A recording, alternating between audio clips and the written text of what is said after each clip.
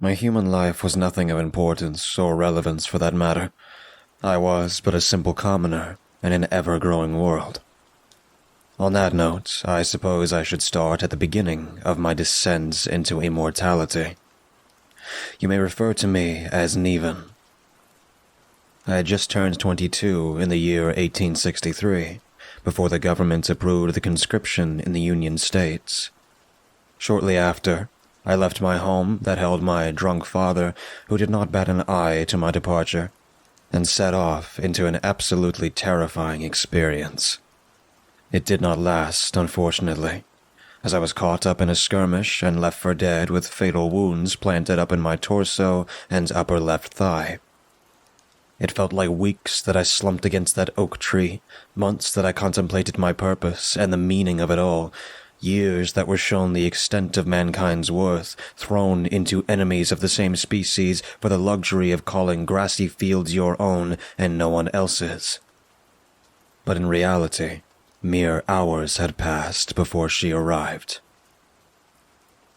To describe a vampire through mortal eyes is a battle words cannot defeat, but it was truly a spectacle of amazement and utter terror that my near-dead consciousness could still comprehend. It isn't too different from stepping foot in a country thousands of miles from your home. The sight you see in front of you, beautiful buildings, exquisite rooftops, roadways paved with materials you've never heard of, and the very same sun, the one you've seen every morning of your life, bestowing a boundless and awe-inspiring drop of perfection into every inch of this new world. These things exist where you live, and despite being similarly structured, they show a unique beauty that can't be matched. That is what gazing upon a vampire entails. The shape and form of humans that you've conversed and traded glances with all your life, but different in a magnificent and overwhelming way. Her long hair was an indescribable mixture of ebony and crimson, and the very grass she approached lowered itself without the aid of her step. Kneeling beside me, she gently caressed my forehead down to my chin, as a mother would her sickly child. It was then I met the gaze of her eyes. Fluctuating yellow irises swirled around her pitch-black pupil, that of which dispersed about like shadows desperately trying to escape from a cage. "Are you the devil?" I asked her. Her expressionless face shifted to a sinister smirk with a tilt of the head. "Quiet." Her voice was deep, not of masculinity, but of presence and control. Both comfort and fear consumed me as she placed the nail of her finger on my chin, lifting it ever so slightly, as if to look me over. After a little while, she then decided I was what she was searching for. I felt her small weight push on my body as she leaned into me, setting every nerve of my chest wound into an intense competition of never-ending flame and impossibly sharp blades. But before I could scream, she lightly bestowed a short breath into my ear, sending a deep chill into my blood, turning everything soothing cold while numbing my wounds completely. At first, I thought this feeling was death, and I suppose in the end I wasn't far off. She looked me in the eye again, with her monstrous orbs of unspeakable beauty, now pulsing with desire. "I grant you a choice. Perish here and forever be lost, or accept my gift and serve me until the very end, till this realm of life is set ablaze by the culmination of everything that is and will be." Every word she spoke was a calamitous melody that rang through not only my ears, but soul as well, building a feeling of both darkness and warm anxiety in the pit of my chest. While I may personally think it was minutes, in reality, I'm positive it was mere seconds before I closed my mouth and let out a fearless breath through my nose. My nod of the head sealing my fate. Her eyes grew wide as her mouth opened in a smile, letting an inhuman moan ring out into the cool, dark air as she glided on top of my body. She aggressively tore her cloak down the middle, exposing her breasts mere inches from my face before opening the flap of my clothing below the waist. Her young, perfectly formed body and frenzy-like shifting granted her my seed within minutes, as she then slit open her pale wrist and placed it upon my dry lips. The titillating heat in my body of all that was happening transformed the warm liquid into life itself, and I couldn't get enough of it. Before long, the flowing blood wasn't enough, so I viciously grabbed her arm and began sucking with every ounce of strength I had. And oh, how I remember that bliss. The first kiss of death, the very breeze of the night tantalizing my body with infinite euphoria. When she retreated her arm from me, I desperately grabbed and reached for more, as the moment I stopped drinking, I felt everything go cold. And not long after, unspeakable pain. Falling onto my stomach from the foot of the tree, I pushed and crawled through the icy grass, trying to beg for everything to stop, as the feeling of branded scissors cut at every cell of my body. No words escaped from me, only my endless screams and tears as I felt my cheeks grow unspeakably heavy, while any and all oxygen refused to enter my body. I flipped over, mouth open and eyes wide, as I looked towards the moon, before death finally took me. Though, I didn't stay dead for long. I drew a breath out of habit, not out of necessity, and blinked towards the star-filled blackness above. Sitting up, I saw my wounds from the skirmish were completely erased from my pale form, and I looked upon my hands to see devilish nails replacing the previous inhabitants. Closing my fists, I looked around and saw everything was different, but yet the same.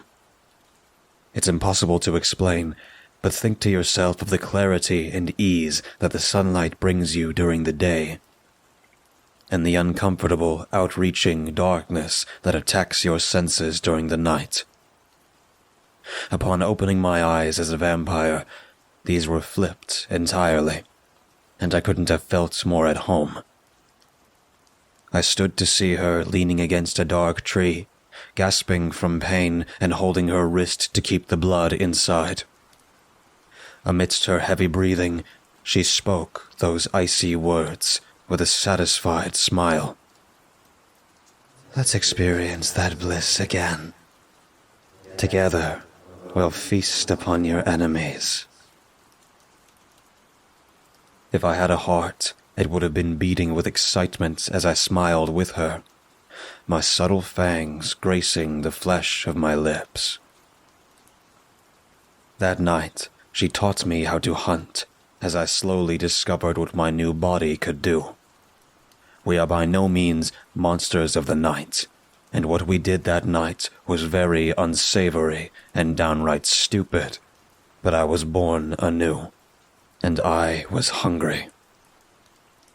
One by one, I picked off the Confederate soldiers who almost took my life, snapping their now fragile necks with my newfound strength. It wasn't until there was one left that I took my time. Everything felt so alive. The nature around us, the sounds of the night, it all fueled this new, overpowering flame that dwelled within me. I do not know his name, but I know that upon my slow approach, the young man fell to the ground with shaking knees, attempting a frantic crawl away while forever maintaining his gaze upon me, as if simply blinking once would invite me to strike. But that's when she gently touched the ground behind him, kneeling beside him while hushing him gently. I witnessed it for the first time, the true power of the vampire. He slowly relaxed.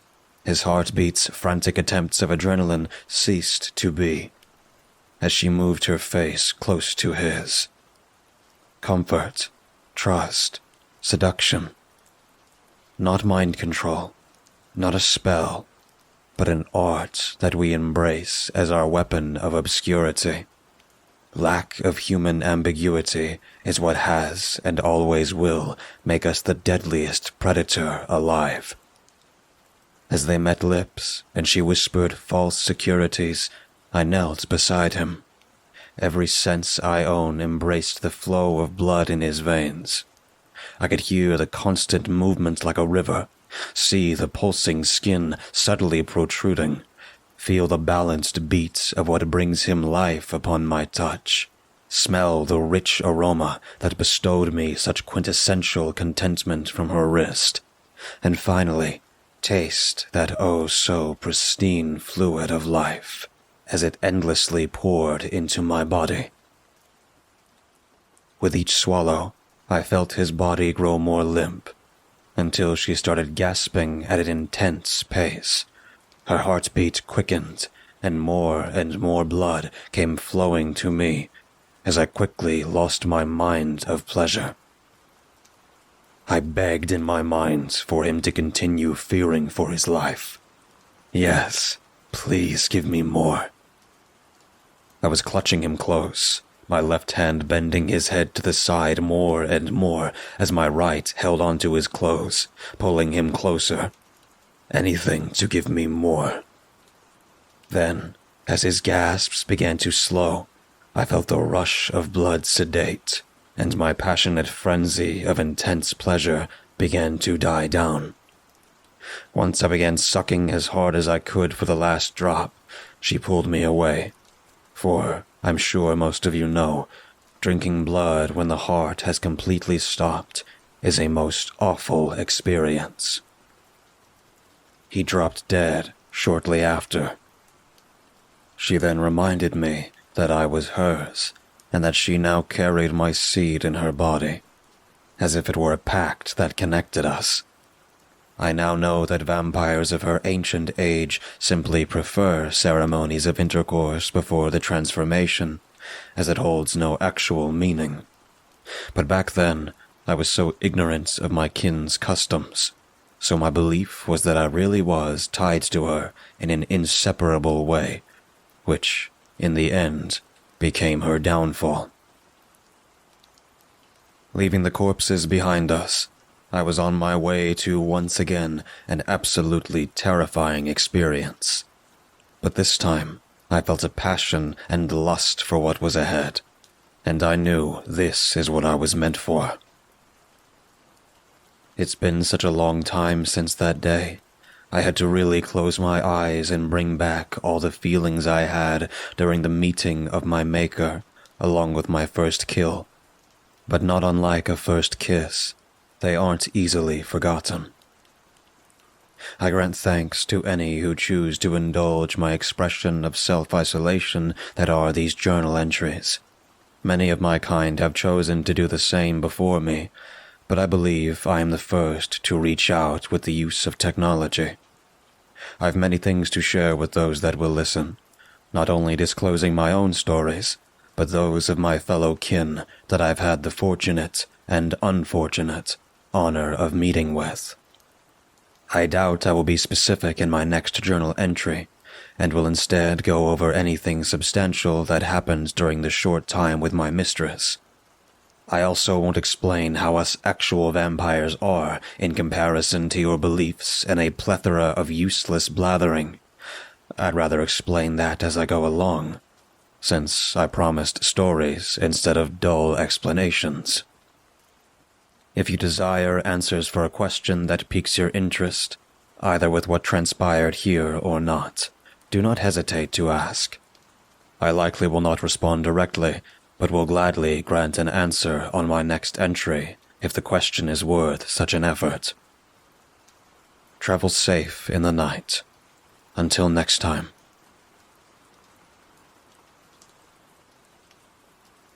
Before I begin the tale of my mistress alongside my life in the coming 20th century, I'd first like to bestow answers to questions that I found intriguing, alongside some simple explanations of my gift.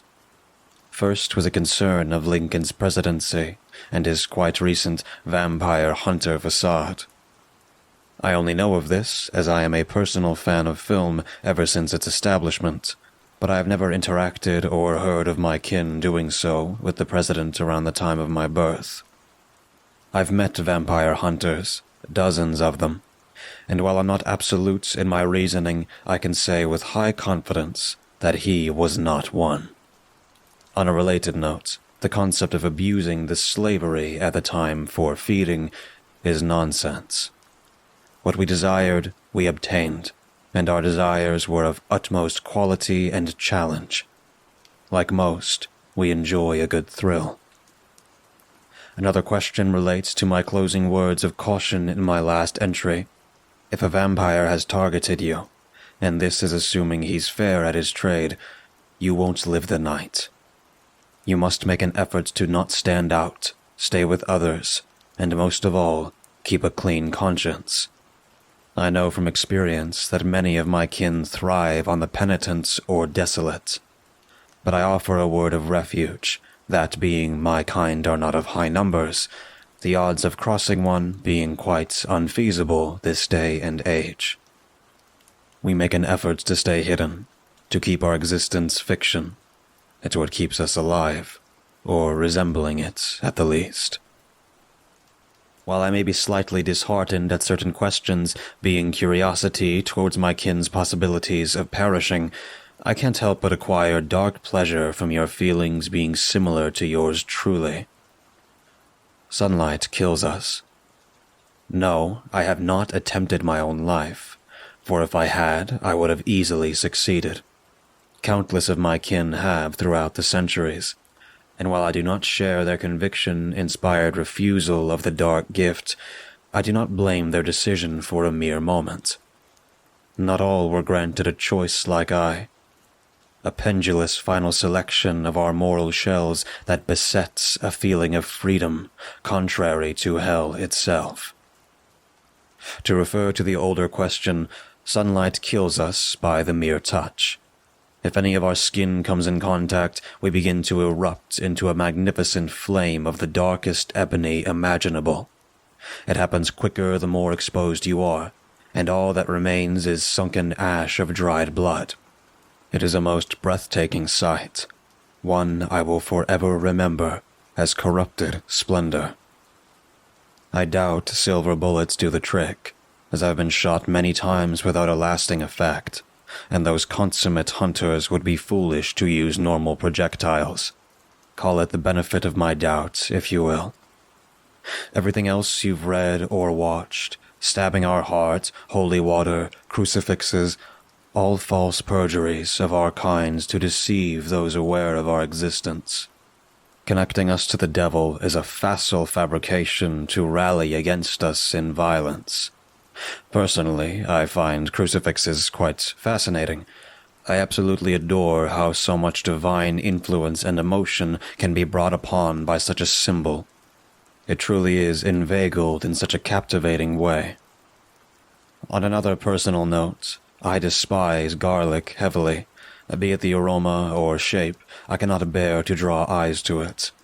It by no means physically repels me, but I lavish the opportunities to annihilate them. The last question, the chances of being granted the dog gift by simply requesting it. A fanciful wish mortals have had since our existence. Nothing more.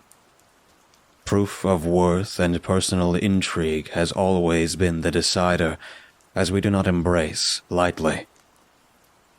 Now that I've answered most questions, I shall continue my story. What I know of my mistress Adiva's past is very little, as she hardly spoke of it. In life, her passion was children, caring and raising them as both an occupation and way of life. She loved nothing more. Even the ones who displeased their parents to abandonment, Adiva's loved them as her own. That is, until Idwin came into her care. She didn't go over many details, but this devilish child perpetually beat others to near death, with a blameless facade thereafter. Day after day she did everything in her power, read to him stories of love and compassion, had him draw happy fields and sunny mountains that surrounded them. It seemed like she was making a lasting impression. She felt so proud. Until that night. April 28th in the year 1231. Lyon, France. Edwin had convinced the other kids to burn the building down with the divas inside. How he did this despite the children despising him is a question incapable of a worthy answer. But that night, she burned alive for minutes before jumping from the third-story window, snapping her body alongside twigs from the surrounding mountain pines. Upon lying there, she saw a dark figure leaning against a tree with arms crossed, laughing under his breath. It was not the child, but a grown man. She was in such a state that comprehension was long gone, but she remembered statements of importance. Child, mine. Did it. New doll. Promised them as well. These poisoned words embraced Edivas before the man's wrist was placed upon her mouth. When she awoke anew, he was gone, never to be seen again. By her, at least. I found him, but I'll save that for another day. It took 12 years before she hunted down Edwin, as that was not his real name. An immensely satisfied smile drew upon her as she recited the details of the night to me. A ball celebrating irrelevant mortal titles, a beautiful virgin girl dancing with the affectionate youth in satin attire, the flowing instruments bringing astounding life to the magenta-stained dance hall. As their arms extended and perfect steps were taken apart, another woman stepped into the girl's place, seizing the routine with passionate influence.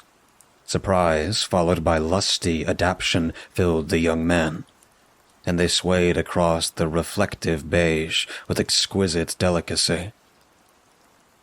The rhythm consumed them, as silk and satin dress gracefully brushed alongside each other in the mass of sophisticated exhilaration. She graced him with her gaze as she bit her lower lip and began gallivanting his eager body. The virgin fiancé watched as the woman massaged her lover's virility to its absolute peak. I crave every inch. Allow me to bestow upon your flesh a dexterity of a real woman. Following this whisper, the two left the energetic hall with bursting eroticism. But to all's omission, one of these young individuals did not portray a twin on that reflective floor. She took her time once she had him, cutting piece by piece of his soft flesh with a polished dagger. Every scream he released gave her intense spasms of pleasure, each followed by her moaning and biting. She described his blood as the very definition of magnificence in both quality and quantity, that retracting herself just to keep him alive was an intimate refusal of her animalistic instincts, and this aroused her even more. As she told this story to me, I couldn't help but envy this passionate feeding she had due to those boiling and boundless emotions that devoured her for 12 years. After hours of slicing and cutting off anything remotely bendable, she couldn't hold it anymore, and pounced on his neck with such passion that simply hearing the tale sent sultry euphoria throughout my body. She clutched him with every ounce of strength in her powerful body, crushing his bones in half, where she'd then grab another body part and smash it as well. She was devouring him in every sense of the word. Once his heart stopped, she pulled away and stared up at the ceiling with a monstrous, open-mouthed smile. Fresh blood covered her chin and naked body, as she then pounced upon him and continued to drink. The dead blood was just as amazing, she had said, and she had laid on top of him for hours, savoring the intense pleasure. She carried his body of mangled limbs to a public street square and hung him up for all to see. It was her masterpiece of beauty, and she couldn't have been more emotionally bound to its form. She stared upon it for hours as the dead blood destroyed her from the inside. She did not crawl away. She did not scream in pain. She simply lay there and laughed, never losing eyes with the child that took her selfless life. Ever since that day, she has hated children. I was marveled as she told this tale to me in a candle-lit ceremony catacomb. The broken, web-caked walls seemed to shift to the ballroom itself as she described it, and my inner fire of passionate beauty was set terrifyingly ablaze by the end of the tale. She could see it, feel it in my mind. As we seized one another and fed on each other's blood in a frenzy for what could have been days, filling that empty hall of the dead with fervent moans of the eternally damned. We roved the country together for over 4 years, meeting and feeding upon new people. Every night that I awoke, I felt an intense lust of what was ahead, begging her to climb mountains just to see what the darkness formed throughout the horizon. I am of the Toreador, and upon my birth I wanted nothing more than to see everything the world offered. Art did not catch my fancy, but the natural beauty of nature had no equal, and could not be reproduced by man-made means. It was unique, original, full of unintentionally symmetrical design, so condensed of life that I couldn't help but burst into tears upon each new sight. I remember those moments to this day. I could never forget them, as if the tears of cold blood that streamed down my lifeless cheeks was a sign of branding those delicate images upon my memory. Edivas would simply stand there and wait for hours with a smile on her face. She was far older than myself, but she understood. Until I realized she was what I now know as an anti-tribu Toreador, just as her maker before her. She found a different beauty in life, the suffering and pain of others. Various rituals she relentlessly performed while hidden as I fed. It was until I had gained her absolute trust that she decided to show me her fascination. And I knew I had to kill her. This concludes my entry for tonight, as dawn approaches shortly.